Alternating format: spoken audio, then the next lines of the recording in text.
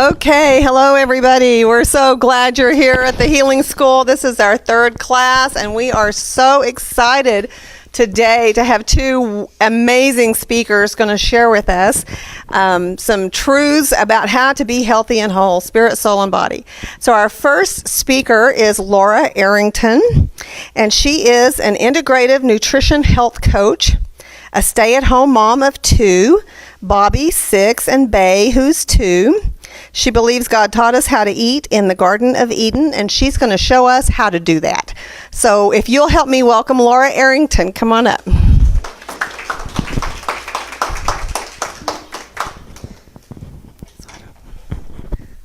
Send that pretty close if you can, because it won't pick up if it's not close.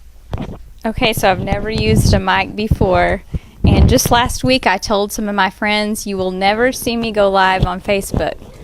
So that didn't work out too well. Yeah, exactly.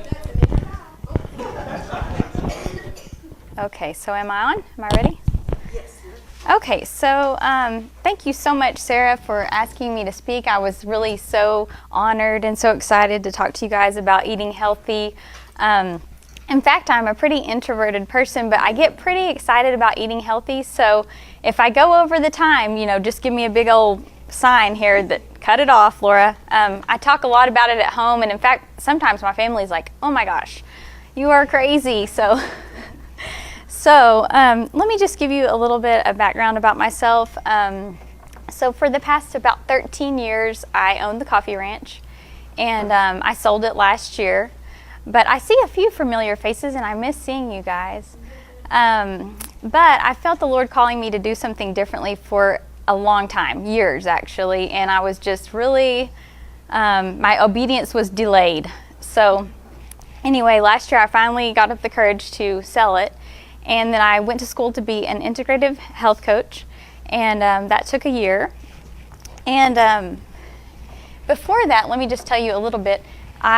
Here's kind of my life in my 20s, what a day would be like for me. So I would get up around 5 a.m. and head to the Coffee Ranch, and a lot of days I would not eat breakfast. I might eat a cinnamon roll or nothing at all, and then I would work until lunch, and a lot of times I would not take a break at all, and I would not eat lunch because I was working and feeding the public. So then around 2 o'clock, I'm really exhausted, but I think I need to eat something, so I'll eat like a bagel or a bagel sandwich or a sandwich or another cinnamon roll perhaps. And so it really wasn't great. And then sometimes I would be off work at 2, and then other days I would work until 6 p.m. And then at that time I didn't have any children, so I would get home and I'm exhausted from working, and I don't know how to cook really, largely. And so we would go out to eat, and we would normally pick the greasiest burger joint in town and eat burgers and fries. So within a really pretty short time, the working 60 or 70 hours a week plus that diet led to a really unbalanced lifestyle. And probably about the time I was 26 or 27, I was having really strange episodes where I was having shortness of breath, extreme exhaustion, very strange skin rashes on my arms, constipation, arthritis. My hands would be hurting all the time. There were some other ailments, but I went to the doctor, and I got blood work, didn't get any real answers. And so basically they said there's nothing wrong. And I was like, there's got to be something wrong with me. I never feel good. And so I kind of started thinking about things, but honestly did not make the connection to it being what I was eating and my very unbalanced lifestyle. And that's what's so great about this healing school, is that Sarah is bringing into play so many different factors of health, not just what you eat. But it does include, spirituality, your career, your exercise, and several other factors. So I was so excited to hear that. And you're being offered something that is really unique and is not offered in a lot of places. And if it is offered, you have to pay large sums of money. So this is a great deal. So anyway, after that time period, I wasn't doing great, but I did get pregnant, and I had a baby. And after that, he started breaking out in eczema when he was 1 year old. So I thought, this is not right. What is this? And then I really began to dig at that point. So that's been about 6 years ago. So I'm relatively new to the healthy bandwagon compared to Sarah, especially. I mean, she is a veteran here in this still. So I appreciate her asking me to speak, knowing that. Let's see. So what I decided to do is buy some examples of things that my family eats, and maybe some just healthier options, maybe not the very best, but healthier, especially if you're transitioning to healthy food. Now, each person is unique, and I am largely unable to stand up here and say that each person must eat the exact same diet. That would not work. And I heard Sarah speak about that last week, and she did a great job. So I will give you like a really small list of food that I don't think anyone should eat ever. But really, it's up to you to kind of dig and see what works for your individual body type. Okay, so first of all, we have sandwiches. So sandwiches were a huge part of my life for 13 years. And I've been pushing sandwiches at you from behind the counter for 13 years. And now I'm going to say I really don't know about sandwiches. And we've given up sandwiches for the most part, which was really hard. So now what we do is we eat the Ezekiel toast, which is available at Sarah's Health Food. And we toast it, and then we put like avocado on it, cucumber, all kinds of veggies. There was actually a segment today on, let's see, I don't know. It was on Dr. Oz that he was speaking about avocado toast, and I was kind of shocked. And it looked delicious. And it is delicious. So that's one thing that's kind of replaced our sandwiches. Another thing that is, let me back up. This must be toasted. Like the Ezekiel bread, if you transition over to this, it's in the freezer section of Sarah's. And you want to just keep it in your freezer and then take it out just as you need it, and then literally get a knife and kind of break it apart and toast it. If you don't do that, it's not anything like your normal regular bread that you're used to eating. It's sprouted grains and other ancient grains. And what sprouting does is release a lot of the nutrients and makes it easier to digest. So we do that. And then the other thing that's kind of replaced our sandwiches is these Ezekiel tortillas. And we make, you can make wraps, but I would really recommend, for the most part, we do like kind of like a quesadilla. So we put either, beans, which I brought beans right here. These are actually a dehydrated bean. They're not really fried. They say refried beans, but if you look on the ingredients, the only ingredients are pinto beans and salt. So they're just a dehydrated bean. So they're pretty healthy. I mean, they've got a little bit of sodium, but other than that, they're pretty good. And a lot of times we just make our own beans. We'll get dry beans, soak them overnight, rinse them, drain and rinse them several times if you can. And then we cook them in the crock pot all day long, or on the stovetop, or in an Instant Pot in about 45 minutes, which is great if you work and you don't have a lot of time. So we do the beans and cheese in the quesadilla, in the tortilla, and make it like a quesadilla. Or you could do ground beef if you are not eating beans or avoiding beans, or chicken. You just want to make sure that your ground beef, you try to find grass-fed beef or organic chicken. That's one of the things that struck me when I was reading the Bible the other day.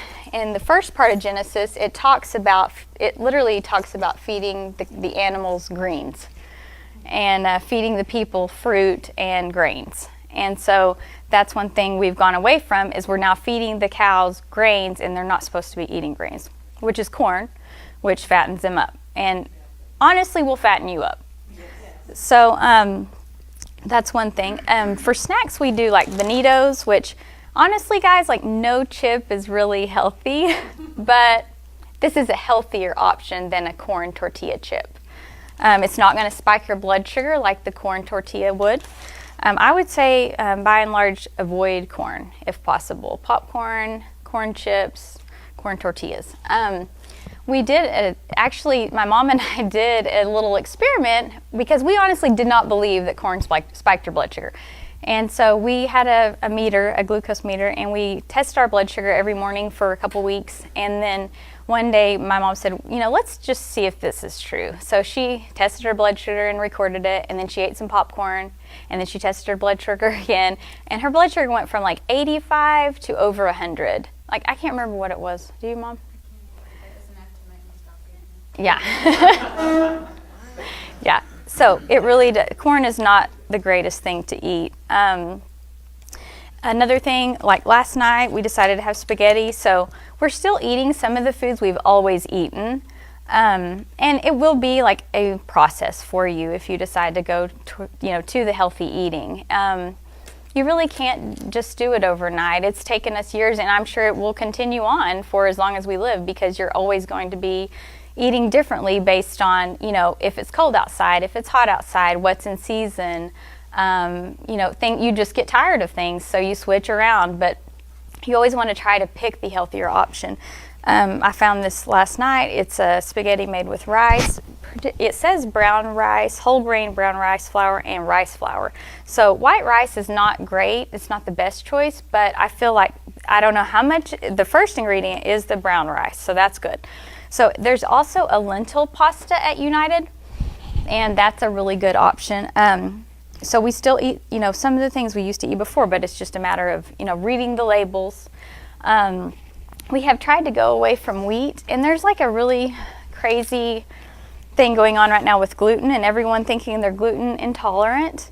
And I don't honestly know if that's the case. Like, I don't know enough about it, but I did some research, and I found a really good article, and it says what's wrong with modern wheat. And it talks about how grain has been at the heart of our diet for thousands of years. And anyway, it just talks about how it's changed. And the way we grow it, the way we process it, and the way we eat it has changed. And the way it's milled is not good. Basically what happens is, let's see, I'm going to read a little excerpt from this. Let's see. In the 1870s, the invention of the modern steel roller mill revolutionized grain milling. Compared to old stone methods, it was fast and efficient and gave fine control over the various parts of the kernel. Instead of just mashing it all together, one could separate the component parts, allowing the purest and finest of white flour to be easily produced at low cost. So every class of person in rapidly growing cities could now afford fancy flour. People rejoiced for modern progress. And beyond being cheap and wildly popular, this new type of flour shipped and stored better, allowing for a long distribution chain. In fact, it kept almost indefinitely. Pest problems were eliminated because pests didn't want it. Of course, we now know that the reason it keeps so well is that it has been stripped of vital nutrients. The bugs and rodents knew this way before we did. The steel roller mill became so popular so fast that within 10 years, nearly all stone mills in the Western world had been replaced. And thus was born the first processed food and the beginning of our industrial food system, where vast quantities of shelf-stable food are produced in large factories many months and many miles from the point of consumption. It says, from a human nutrition standpoint, it is ironic that wheat milling methods to produce white flour eliminate those portions of the wheat kernel, which is the bran, germ, shorts, I've never heard of that, and red dog mill streams that are the richest in proteins, vitamins, lipids, and minerals. While these advances in milling were hailed as an innovation in modern living, nobody thought much about what was happening to the actual food value of wheat. Ironic indeed. Flour is still the most popular way to eat wheat. Anyway, so basically it goes on to say, quite a bit of other information, and this is off the internet, and I need to probably quote that site, and I don't know, let me see where it's from. Let's see, Heritage Baking is where it's from. But anyway, I've read, I don't know if this is necessarily true. It does say this in the article, but that, it's drenched in pesticides right before it's harvested, and that's creating a lot of problems. And it is now being created to yield higher gluten, like a higher level of gluten, so that could be irritating people. But anyway, just something we're doing isn't working for us. I mean, it's just not. So I would say if you have to avoid, or if you want to go this route, for us, we have chosen to eliminate flour and sugar. So flour would be like pasta, tortillas, pizza, sorry Jesse's Pizza, and bread, wheat bread or white bread, still the same thing. You're eating empty calories is what's happening, so it's not worth it.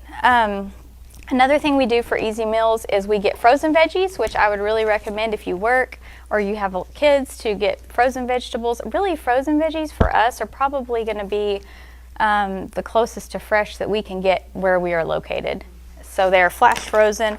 I just saute spinach in a little bit of butter, squeeze a little bit of lemon on it, a little bit of salt and pepper. I'll eat like the whole package of spinach for lunch sometimes, which some people are like, oh, gross, I can't do that. And you do get tired of it. I do. So I don't do it every day or even every week, but every once in a while I do that. We eat black-eyed peas a lot. These are really delicious black-eyed peas. They're already cooked, so they literally take 5 minutes. If you put them in the boiling water with some garlic, I mean, they're so fast and easy. And I think that's where a lot of people are, is that they get home from work at 5 o'clock or 6 o'clock or later, and they're so exhausted and they don't want to think about what to cook. They don't have any ingredients available. And so they do what's the easiest, which is either go out to eat or grab a sandwich. And if you will keep some of these things on hand at your house, it's a fast and easy and delicious meal. These are the eggs that I have decided are the best from the grocery store if you can't get local eggs. They do have local eggs at Sarah's Health Food, which I didn't know that, but that's exciting. And then this right here is kombucha, and you can brew your own or you can buy it at Sarah's. And this is an example of a fermented food. And we used to get a lot of fermented foods in our diets when people gardened and canned their own veggies and made their own foods. And now we don't get hardly any fermented foods. In fact, if you go to the grocery store, you'll be hard-pressed to find any true fermented food. So the only fermented foods right now that I know of are this apple cider vinegar is considered a fermented food. Right, Sarah, don't you? And then this, which is, it's a live food. There are live cultures in this.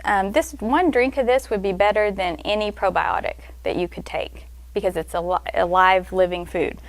I mean, it does taste a little bit like vinegar. And so you do kind of have to acquire a taste for it. But even my kids love it. They drink it all the time. So I think a lot of you would probably like that. Okay, so let me see what else. A good snack is olives. Those are a really good brand of olives. Let's see. I'm trying to see what else. For breakfast, usually we eat either oatmeal or we eat like eggs and Ezekiel bread.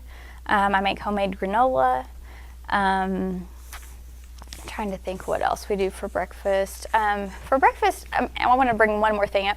My mom, she does intermittent fasting, and I don't know if you've heard of that, but you can find a lot of information on drmercola.com about intermittent fasting, and it is essentially where you do not eat breakfast, which is like contrary to what you've probably been told your entire life, that you must eat a breakfast to be healthy, a healthy breakfast. And what this does is it gives your digestion a rest, and you're wanting to go for around 16 hours without eating. So you would only eat, in a small window. So from like noon to 6 p.m. you would eat. Then from 6 p.m. to the next day at noon, you would eat nothing. You would just drink water.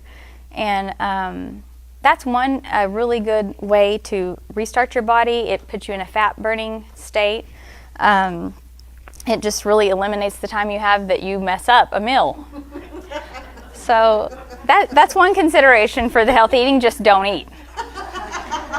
It's worked really well for my mom, though. She's lost about, 45 pounds probably in the past, probably maybe a year. So, and she feels like that's something she could keep up for her entire life.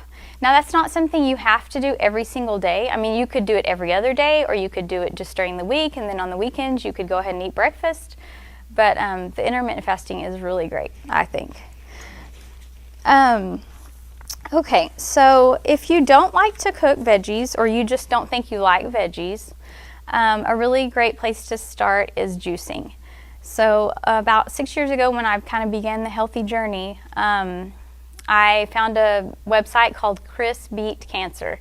So it's a guy named Chris Work, and he had got cancer when he was about 27.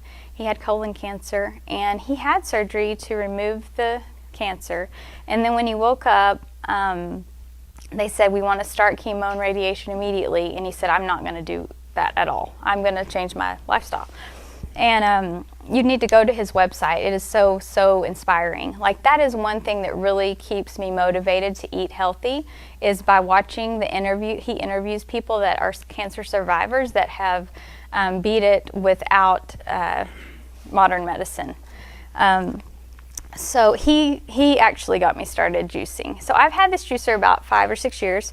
I got my kids to help me juice, and in fact, one day my little boy was pressing this back and forth while we were juicing, and I didn't know it, but juice went back into the motor, and then it shocked me. And then I packed it up and sent it back to the company, Omega, and they fixed the whole entire thing and refurbished it and gave me all new parts and sent it back for free. And I had it about 3 years. So you can get this juicer on Amazon. It's a really great juicer. There are 3 types of juicers. There's centrifugal, which spins, and that produces the most heat. So if you buy that kind, that's the kind you're going to find here at Walmart. And if you get that kind, you want to consume the juice immediately, because the heat destroys a lot of the nutrients. And then if you store it even longer, even more nutrients are lost, and it's really not great. It also doesn't produce a great yield. It is the most economical juicer. If you want to just start out, that's great. This is a midline kind of model of the masticating.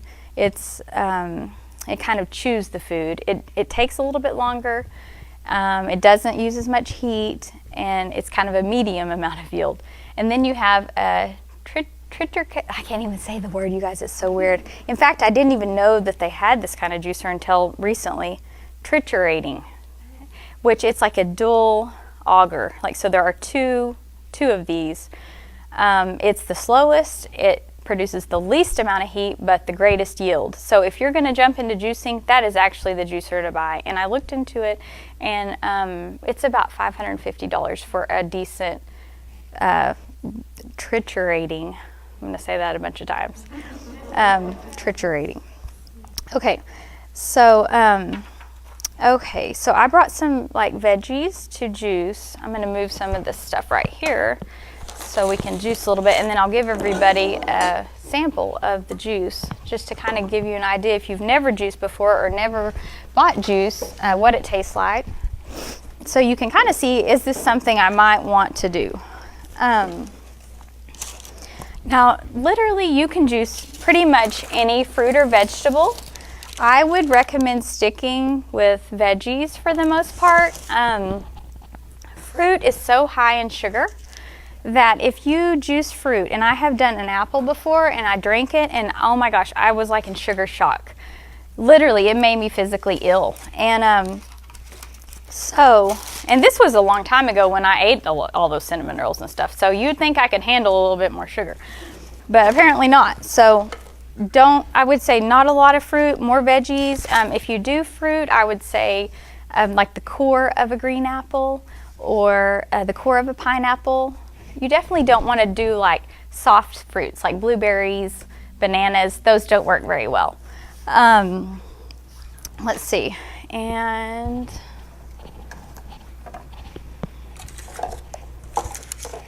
I have recipe books, but I honestly don't use them a lot. I just kind of juice whatever I have available at the time. I ended up tonight bringing, I don't know if I brought ginger, carrots, and lemon for one. And then if we have time and we have enough, if we need more, I have another juice recipe we can do. Let me think.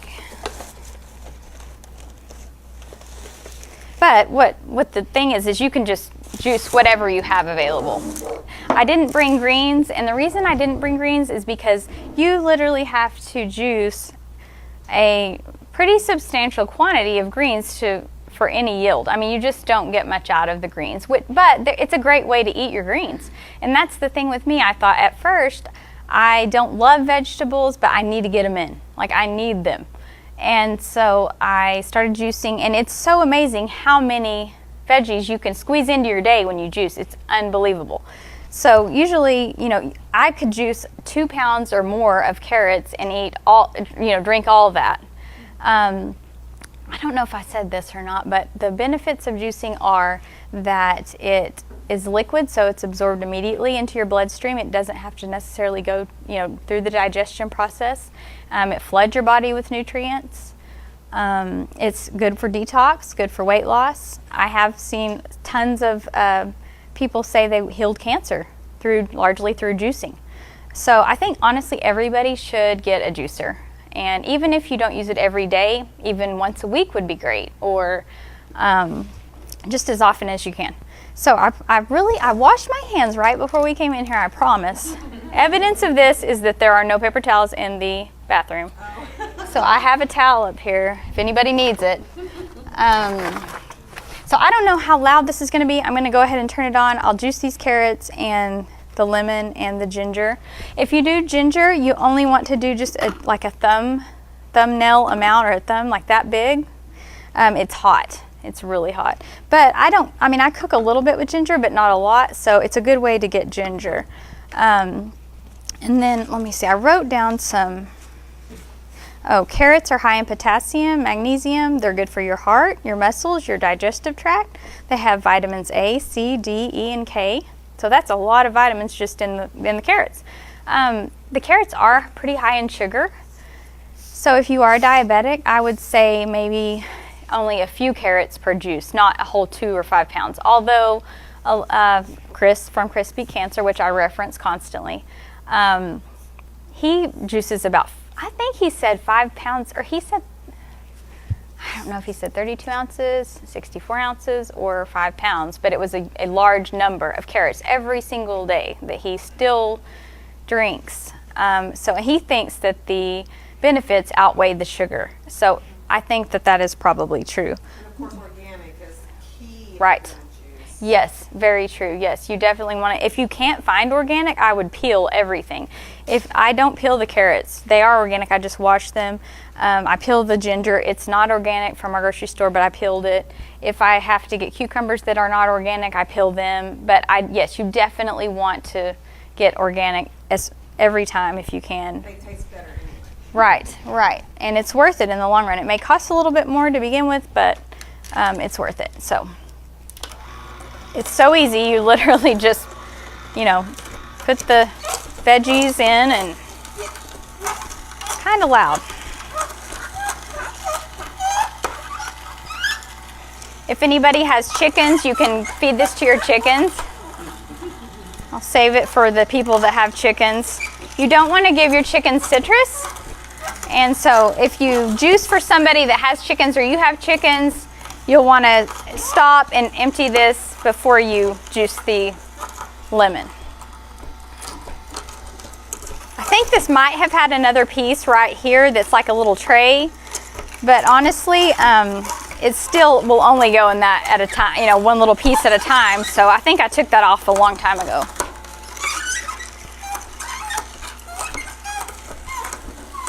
I don't think I really anticipated how long this was going to take and how it sounds. Wonder how it sounds over Facebook Live.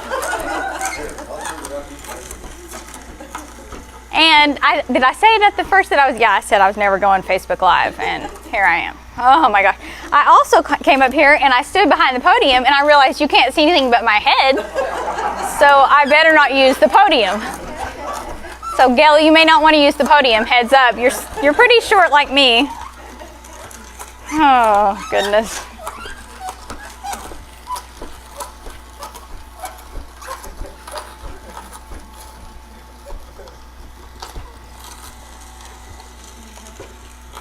Yeah, I mean, if someone would like to volunteer to come help me to empty this, that would be great.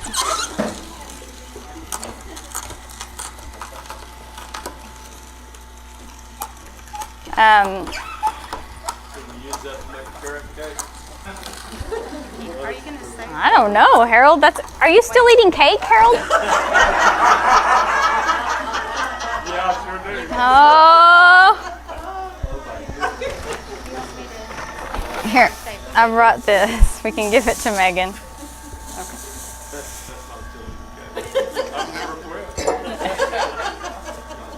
I'm glad you're at the healing school. Oh my goodness.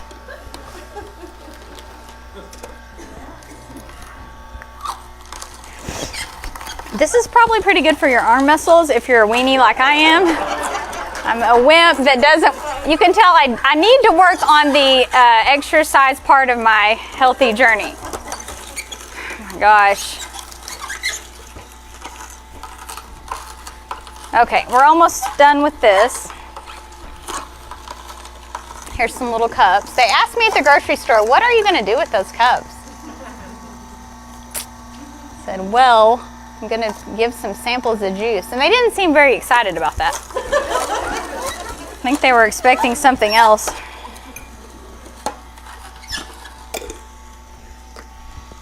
If you start buying this weird food up here, they will look at you strangely at the grocery store. That's why you need to go to Sarah's to buy the food. She doesn't look at you strangely.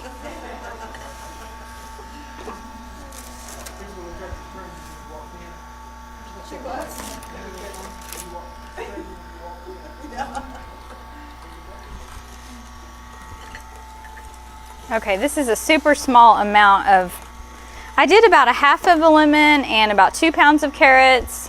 I don't know if this one will fit. Yeah, it'll go. Okay, one more. And then just a little bitty piece of ginger.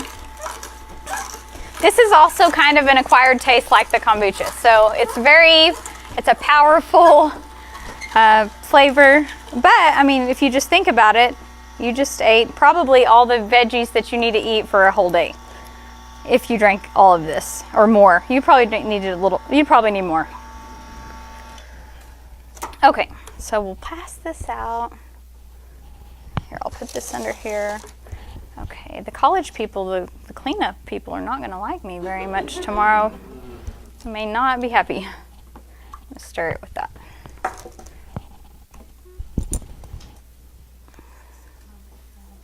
Okay. Thanks, Mom. She passes out if you want to keep talking. Thank you. Okay, so one thing that I want to say about all this is that, Sarah was talking about how if you are harboring bitterness or anger or jealousy or anything like that, and then you eat all these veggies, honestly, the what's in your heart is going to override the veggies that you eat. So we don't want to eat this broccoli for nothing, guys. So I'm really, really glad. So it is so much more than food. That's very good. Okay, so I think I'm going to juice some more because we only have 2 little cups. Okay, so the next one that I'll do is grapefruit, pineapple, and celery, and mint. Okay. Oh no, I can't put that in there. That goes in there. Okay. Now this will, I'll try to be fast, people. What time is it? Can you use the Am I okay, Sarah? stuff for composting as well? Like that? I think you can. I don't see why you couldn't. I have another use for it. I have a worm factory. Oh, yeah. Regular worms, and I feed them all sorts of stuff like this. Yeah, worms, yes. Why do you have worms? Because they make fertilizer. Yes. Gardens? Perfect. They're castings. They call them castings. Wow, that is amazing. That's exciting.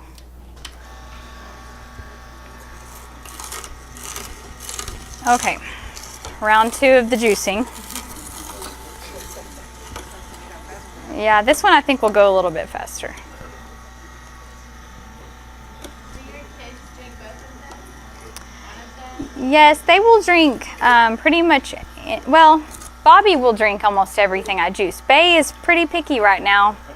I'm working on her. I can tell she's probably going to be the picky one. And sometimes I do have to bribe him. If he wants to eat something that is not really my favorite, I'll be like, well, before you do that, you have to drink a whole glass of juice. Like a whole 16 ounce or more glass.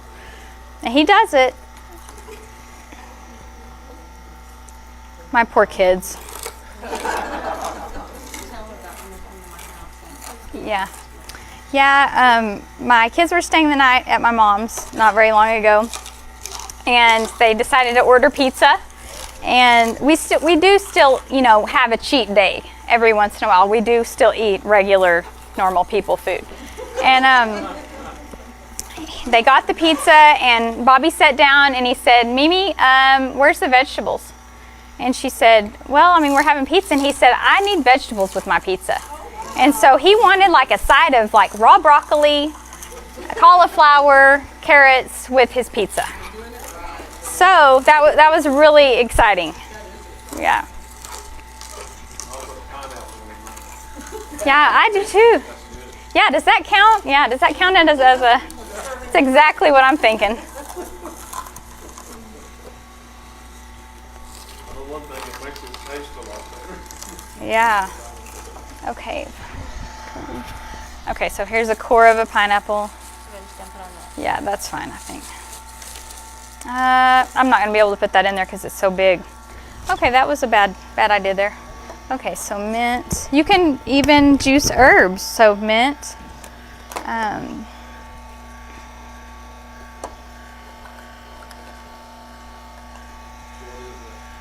Mint. Okay. I think that's good. So you don't have to have a recipe. Just kind of juice whatever you have. Remember not to juice too many fruits that are really high in sugar. Stick with the veggies. You can store this juice from this juicer for 24 hours. You just want to put it in like a mason jar, and you want to fill it up to the very top. Leave as little room as possible at the top, and then close it really tightly and put it in the refrigerator for like within 24 hours to use it. Drink it. Okay.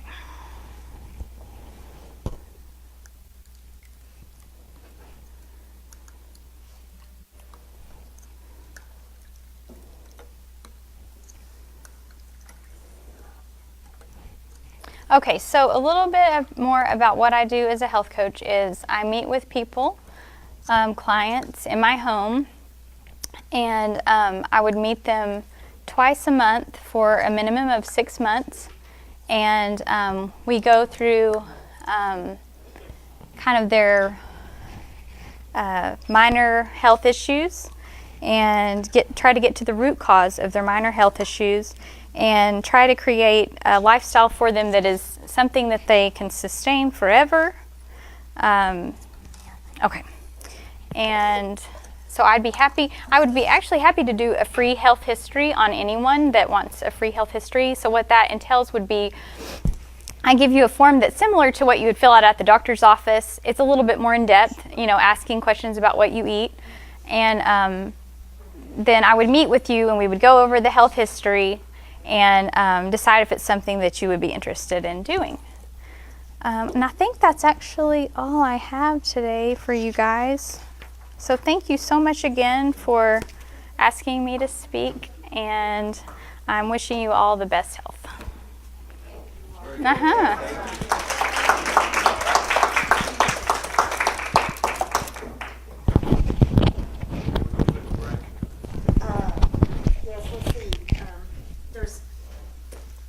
Thank you so much, Laura. That was so good. Such good information. I have a story to tell about when we first bought the health food store. Like everyone else, we had white flour in our canister on the kitchen counter. And so one day I brought home some whole wheat flour from our store, some organically grown stone ground wheat flour, and put it in a canister right next to the white flour. And I don't cook a lot. I don't bake a lot. So it was a while before I needed any flour. And I went to go get some flour out of the whole wheat, and of course there were just bugs all in it. And because I'd left it out on the counter, now I keep them in the freezer. But so and then I opened the white flour canister, and there wasn't a single bug in it. You know, it's like no self-respecting bug would eat white flour because there's nothing in there to eat. There's no nutritional value. So I, took a lesson from the bugs. All right, so we will take a 10-minute break, and during the break, for those who are interested, we're going to do a demonstration of how to type your own blood. So Greg has bought a blood typing kit, and we're going to type his blood during the break. So if you want to watch kind of how it's done, if you don't know your blood type, you can buy the kits from, do it yourself.